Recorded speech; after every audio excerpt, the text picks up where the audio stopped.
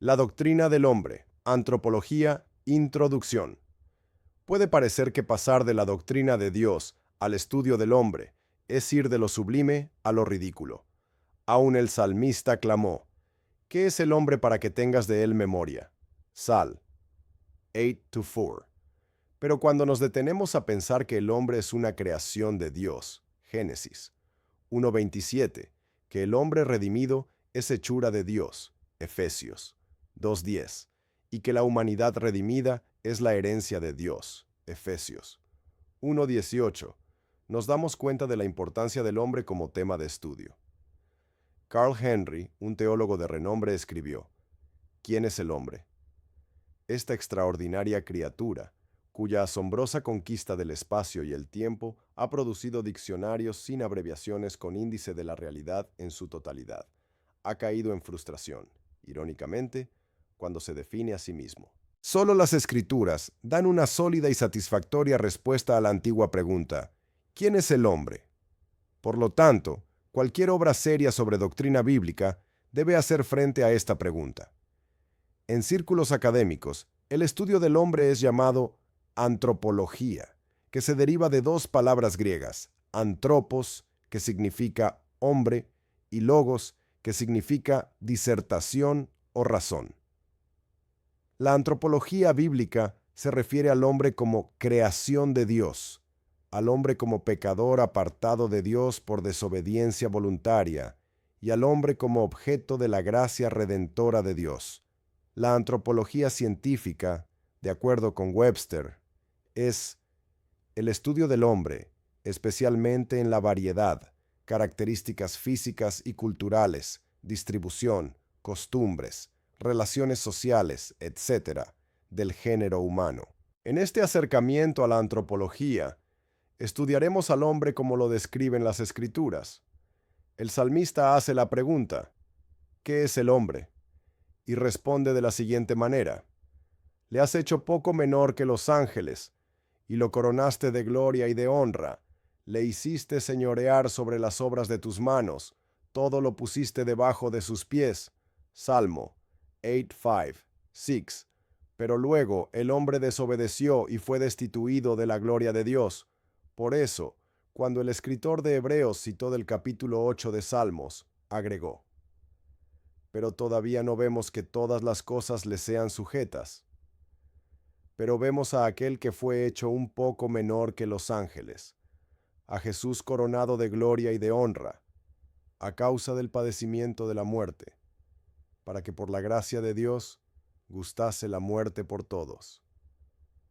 Heb 2.8b 9. El siguiente estudio bíblico del hombre se agrupará bajo estas categorías. 1. El hombre creado por Dios. 2. El hombre, resultado del propósito divino. 3. El hombre creado a la imagen de Dios. 4. El hombre creado como un alma viviente. 5. El estado primitivo del hombre. 6. La caída del hombre. Y 7. El hombre en el estado de gracia. Y el hombre fue creado por Dios no evolucionado de formas primitivas de vida. La Biblia atribuye el origen del hombre a un acto de creación directa de Dios. Y creó Dios al hombre a su imagen. Génesis. Ek Bachkar Sattaisminet. Entonces Jehová Dios formó al hombre del polvo de la tierra y sopló en su nariz aliento de vida, y fue el hombre un ser viviente. Génesis 2-7. En nuestro sistema de educación público, se le enseña a los alumnos que el hombre evolucionó de animales primitivos y que toda vida en una vasta expansión de tiempo vino de una única forma de vida que surgió de un origen desconocido.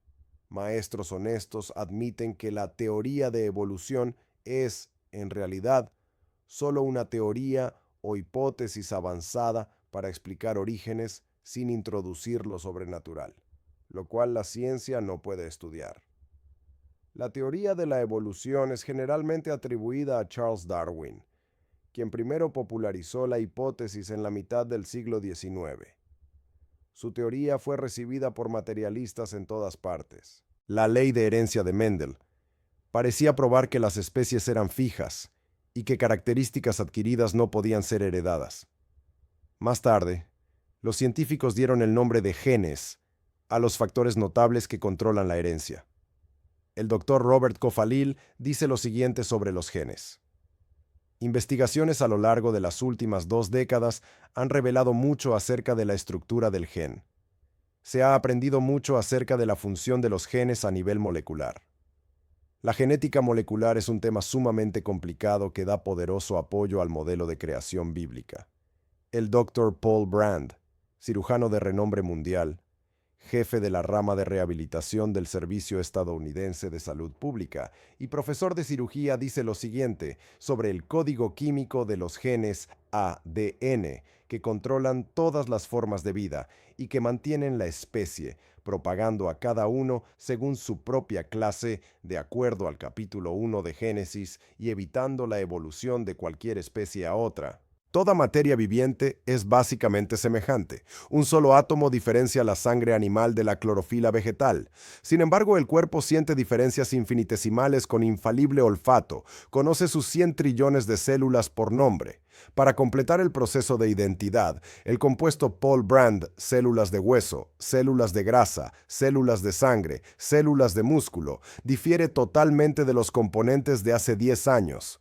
Todas las células han sido reemplazadas por células nuevas, excepto las células nerviosas y las células del cerebro, que nunca son reemplazadas.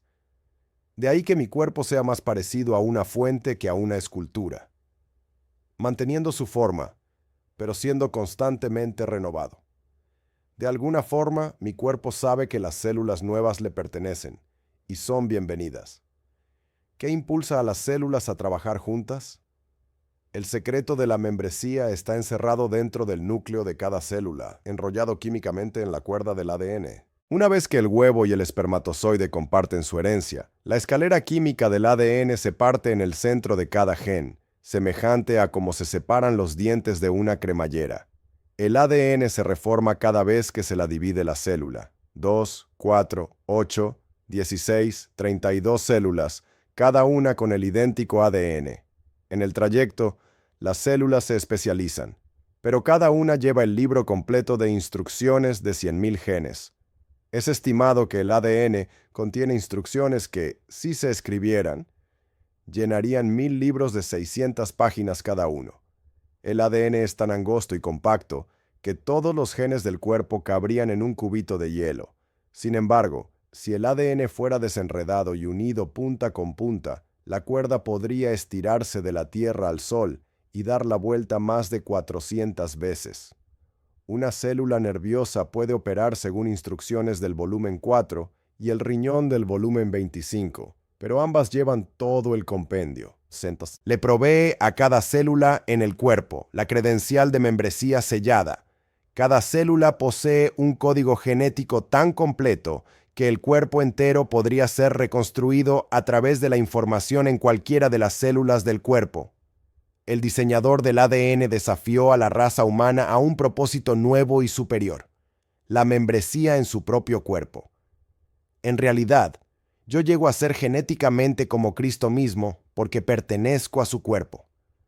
La ley de Mendel parecía hacer sonar una campana de muerte para la teoría de Darwin. Sin embargo, evolucionistas persistentes hallaron una nueva base para la evolución en los repentinos cambios ocasionales en la forma de vida llamados mutaciones. Mientras que casi toda mutación es dañina, algunos científicos teorizan que mutaciones beneficiosas podrían explicar la continua evolución de especies primitivas a especies más evolucionadas. Sin embargo, no existe evidencia sobre esto. La evolución por mutaciones es llamada por algunos neodarwinismo. Todo el esqueleto de la teoría evolucionista está cayendo bajo dura crítica. Francis Hitchens, escribiendo en Life Magazine, revista Vida, declara: Charles Darwin murió hace 100 años. Hoy su explicación de evolución está siendo desafiada como nunca antes, no solo por creacionistas, sino por sus compañeros científicos. Mientras que muchos científicos trabajan sobre la suposición de la hipótesis evolucionista, la evolución no es un hecho científico, no puede ser probada. A no ser que uno haya elegido ser materialista, hay una lógica abrumadora en el origen sobrenatural del hombre, quien casi universalmente busca un objeto de adoración y quien no puede escapar del instinto de responsabilidad hacia un poder superior. 100 años más allá de Darwin, la teoría de la evolución todavía no está comprobada y no contribuye en nada a la dignidad del hombre. Para el materialista, es una fe sin Dios. Debería establecerse justamente que no todos los evolucionistas son materialistas o agnósticos. Existen los evolucionistas teísticos que creen que la evolución fue el método que Dios empleó para crear toda vida. Sin embargo, como no hay ningún tipo de evidencia, ni el registro fósil, ni en la ciencia genética para la transmutación de especies, y ya que la Biblia expone claramente que las especies se propagan cada una según su propia clase, parece más veraz tanto a la Escritura como a la razón el aceptar una creación directa del hombre como la interpretación natural que el capítulo 1 de Génesis requeriría. Por supuesto, el creyente de la Biblia no puede probar científicamente la creación divina del hombre. Él acepta el relato de la Escritura por fe. Sin embargo, no encuentra problema en esto, porque habiendo aceptado al Señor de las Escrituras por fe, su vida ha sido transformada y le ha sido dada una gran esperanza y poderoso significado a su existencia. La fe valiente del creyente le informa acerca de su origen significativo y su destino celestial, mientras que la aceptación del origen divino por parte del creyente es un acto de fe. Su origen divino no está sin una sólida evidencia científica. No es el propósito de este libro tratar con la ciencia física, sino la doctrina bíblica. Sin embargo, esta cita por parte de científicos cierra aptamente esta subdivisión. La más poderosa evidencia hacia la creación y en contra de la evolución, en nuestra opinión, se halla en evidencias específicas de un diseño inteligente y con propósito. Esta evidencia está a nuestro alrededor y es algo que el laico, al igual que el científico, pueden apreciar. Los autores de la explicación de la creación aceptan la declaración de que la Biblia es la palabra de Dios. Estos aceptan los capítulos de apertura de Génesis, por lo tanto, los consideran como verdaderos al hecho científico. Este es su postulado fundamental y no dan ninguna disculpa por ello. B. Existe por creación especial. 3 palabras hebreas son usadas en los capítulos 1 y 2 de Génesis para describir la creación del hombre. Bara, definida como la producción o ejecución de algo nuevo, raro y maravilloso. Asa, que significa formar, construir, preparar, edificar. Yatzar, que significa formar o modelar, como un alfarero formando vasijas. En Génesis 1:26, el Dios Trino dice, hagamos al hombre. Asá. En Génesis 1:27 leemos, y creó Dios al hombre. Yatzar. La idea en 1:26 es que Dios construyó al hombre en conformidad a su propia imagen. En 1:27, Él creó al hombre como algo nuevo y maravilloso en su propósito. Y en 2:7, Él formó y modeló al hombre de la tierra como un alfarero forma una vasija de arcilla. El polvo de la tierra. 2:2:7. Identifica al hombre con la escena de su caída y su redención. El aliento de Dios identifica su origen con su hacedor y su intencionado destino celestial. El hombre es de la tierra, pero está destinado a tener comunión con Dios. La declaración de la creación del hombre no está confinada a 2 o 3 versículos. Está afirmada a través de la Sagrada Escritura. Génesis 5, 1b a 2 continúa. El día en que creó, bara Dios al hombre, a semejanza de Dios lo hizo. Varón y hembra los creó. En Génesis 6:7, y dijo Jehová, raeré de sobre la faz de la tierra a los hombres que he creado. Vara. Moisés dice en Deuteronomio 4:32, con respecto a la milagrosa liberación de Egipto, porque pregunta ahora, si en los tiempos pasados que has sido, antes de ti, desde el día que creó Dios al hombre sobre la tierra, Si desde un extremo del cielo a otro se ha hecho cosa semejante a esta gran cosa. De la inspirada pluma del profeta Isaías vienen las siguientes declaraciones. Ahora, así dice Jehová, creador tuyo. 43:1. Todos los llamados de mi nombre, para gloria mía los he creado, los formé y los hice. 43.7. Yo hice la tierra, y creé sobre ella al hombre. 45.12. Malaquías 2:10 dice, ¿no tenemos todos un mismo Padre? ¿No nos ha creado un mismo Dios? Es claramente declarado por los escritores del Nuevo Testamento que el hombre fue creado por Dios. Pablo dice, y revestido del nuevo, el cual conforme a la imagen del que lo creó, se va renovando hasta el conocimiento pleno. Colosenses 3:10, 2:13, Romans 9:20, I Corinthians 15:45, Psalm 3:9. Segundo, el hombre es el resultado del propósito divino. A. El consejo de la Trinidad. El hombre no fue creado en la misma forma que las criaturas primitivas. Estas fueron creadas como resultado de la orden dada por Dios. Dios primero formó al hombre de la tierra. Luego sopló dentro de él su aliento divino.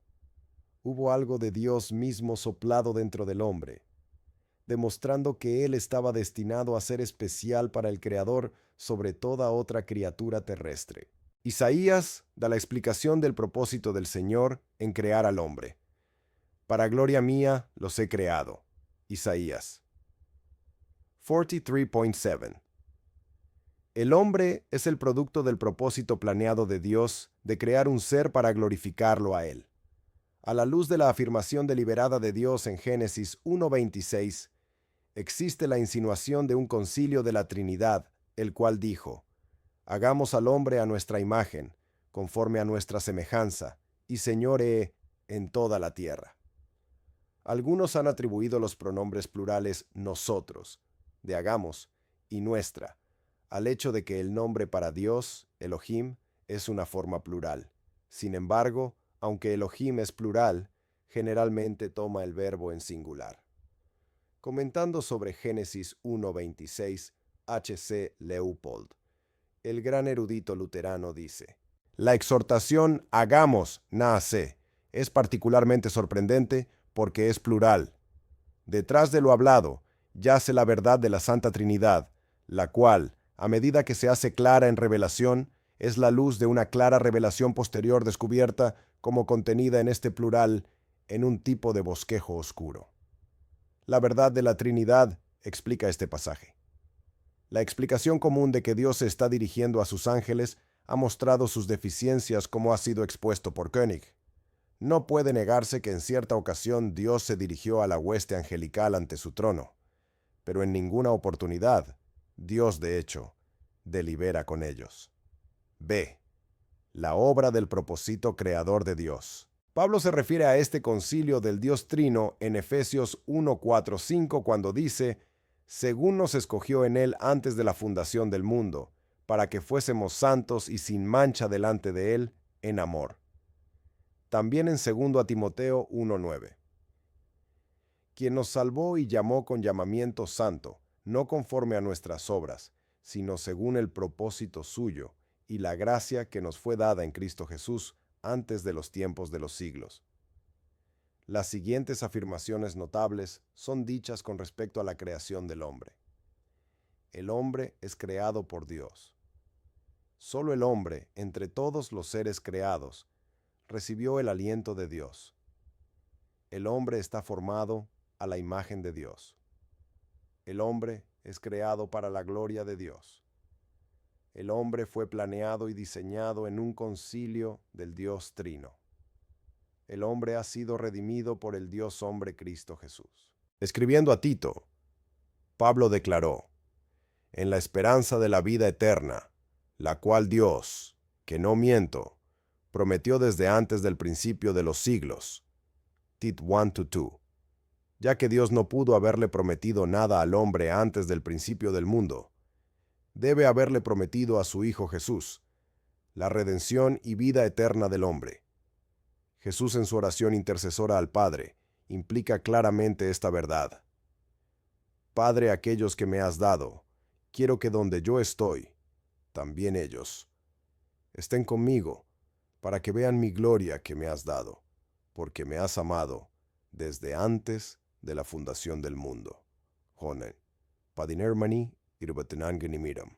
La pregunta ha sido hecha. Si Dios en su presencia sabía que el hombre caería, ¿por qué lo creó? No podemos, por supuesto, discernir los motivos de Dios, pero podemos estar seguros de que en el propósito divino estaba determinado que una humanidad a la imagen de Dios, aunque desobediente, redimida a través del Hijo Jesús, justificara el propósito de Dios.